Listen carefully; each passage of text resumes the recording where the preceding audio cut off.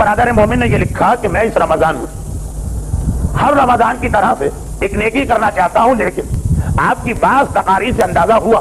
کہ شاید یہ صحیح نہ ہو۔ مجھے بتائیے کہ کیا میں ہر سال جو چیز چھپوا کے تقسیم کرتا ہوں اس سال چھپواؤں؟ اور وہ یہ ہے کہ اگلا جمعہ جمعۃ الوداع، جمعۃ الوداع کے بارے میں ایک روایت چھپوائی جاتی ہے کہ اگر کوئی شخص جمعۃ الوداع کو یہ 4 رکعت نماز ظہر کے قریب پڑھ لے تو مولا نے کہا کہ اس کی ساری قضا نمازیں معاف، چاہے وہ مثل ریگ ہائے سہارا کیوں نہ ہو، ریگستان کی ریت کے ذرے جو اتنی نمازیں قضا کیوں نہ ہو، سب معاف ہو جاتی۔ اور یہ ہر سال ہم تقسیم کراتے ہیں، لکھ کر انہوں نے یہ پورا اپنی کہانی لکھی۔ لیکن فرماتے ہیں کہ اب کچھ ایسا لگا، کیونکہ میں تو ہر سال اس مسئلے پہ بولتا ہوں، تو کیا اس میں مسئلہ کیا؟ دیکھیے عام حالات میں اگر مومنین سمجھدار ہوتے تو کوئی مسئلہ نہیں، اس لیے کہ یہ روایت معتبر تو قطعاً نہیں، بلکہ آقا گلپائے جیسے 90 سال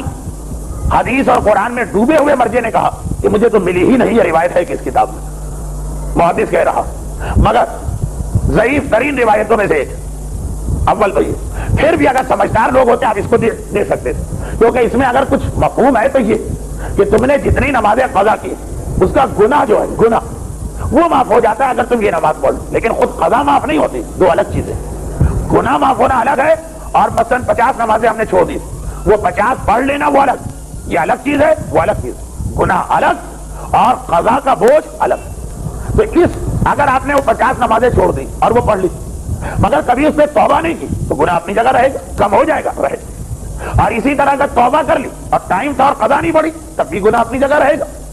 اصل جو اسلام کہتا ہے دونوں کام، توبہ بھی ہو کہ میں نے غلط کی اور وہ بوجھ بھی اتار لے،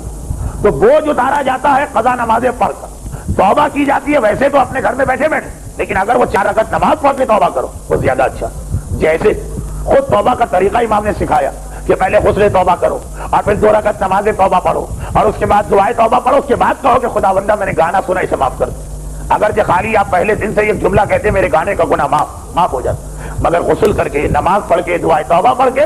اور زیادہ رحمت خدا کو ہم جوش دلاتے۔ تو یہ جو جمعۃ الوداع کی 4 رکعت نماز بتائی جاتی ہے یہ اس لیے نہیں کہ جو نمازیں آپ نے چھوڑ دی ہے وہ اس سے پوری ہو جائیں، وہ تو پڑھنا ہی پڑھنا، ان نمازوں کا جو گناہ ہے وہ اس نماز کے ذریعے سے ہوگا۔ لیکن عام مومنین میں اتنی سمجھ نہیں، وہ یہ سمجھتے ہیں کہ یہ 4 رکعت نماز پڑھ لو تو سال بھر جتنی نمازیں ہم نے چھوڑی ہیں اس کو پڑھنے کی ضرورت نہیں۔ یہ دو الگ الگ چیزیں۔ جیسے بس یہاں سے سیرت مولا کا ایک واقعہ بیان کر کے مسائل پر، مسائل تو کچھ آئے نہیں لیکن بہت آ گئے، تو یہ جو آپ تقسیم کرنا چاہتے ہیں یہ مسئلہ بہتر یہ کہ یا تو آپ اس پیسے کو کسی اور کام میں، دین کے کام میں صرف کریں، اور یا یہ لکھ کر یہ روایت اور اس کا طریقہ نیچے یہ مسئلہ ڈال دیں جو ابھی میں نے بتایا، یا کسی عالم سے پوچھ لیں، اصل مسئلہ بھی ڈال دیں تو شاید اس کا ثواب بڑھ جائے گا۔ لوگوں کو اصل مسئلہ پتہ چل جائے گا کہ قضا نمازیں 50 ہیں تو وہ پڑھنا، اور یہ پتہ چل جائے گا کہ اس کا فائدہ کیا۔ اس طریقے سے کریں تو سب سے بہتر۔ اور اگر اس طریقے سے آپ نہیں کرنا چاہتے ہیں تو پھر آپ کہیں گے کہ میرا چھپا ہوا پمفلٹ کون لے گا جس کے نیچے لکھا ہوگا کہ نمازیں پڑھنا، اور بھی بہت سے لوگ پمفلٹ یہی چھپواتے ہیں، سب ادھر دوڑ کے جائیں، تو پھر بالکل اس پہ پیسہ خرچ نہ کریں۔ کیا فائدہ کہ آپ نیکی کے کام میں پیسہ خرچ کر رہے ہیں اگر اس سے لوگ گمراہ ہو گئے۔ اور پاکستان کے ماحول میں جس کے چانسز زیادہ ہیں تو وہاں نماز بخشوانے جائیں گے اور الٹے روزے گلے پڑ جائیں گے، ایسا نہ ہونے پائے۔